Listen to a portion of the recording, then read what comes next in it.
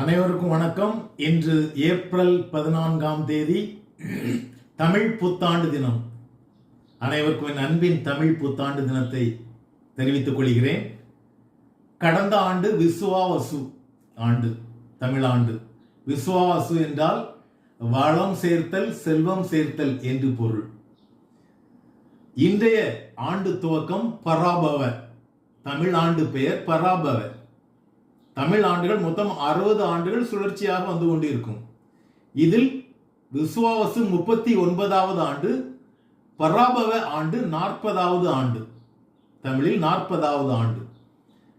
இந்த பராபவ என்ற சொல்லுக்கு பொருள் அழித்தல் அல்லது தோல்வி என்ற பொருள்.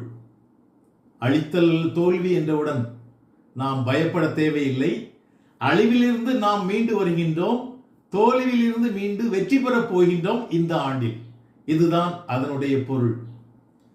தமிழ் ஆண்டுகளையும் தமிழ் மாதத்தையும் நம் பிள்ளைகளிடம் கேளுங்க. தமிழ் மாசத்தை பற்றி கேளுங்க. சித்திரை, வைகாசி, ஆனி, ஆடி, ஆவணி, புரட்டாசி, ஐப்பசி, கார்த்திகை, மார்கழி, தை, மாசி, பங்குனி.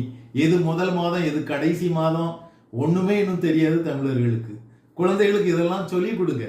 மீண்டும் ஒரு முறை உங்களுக்கு என் தமிழ் புத்தாண்டு வாழ்த்துக்களை கூறி விடைபெறுகிறேன். நன்றி.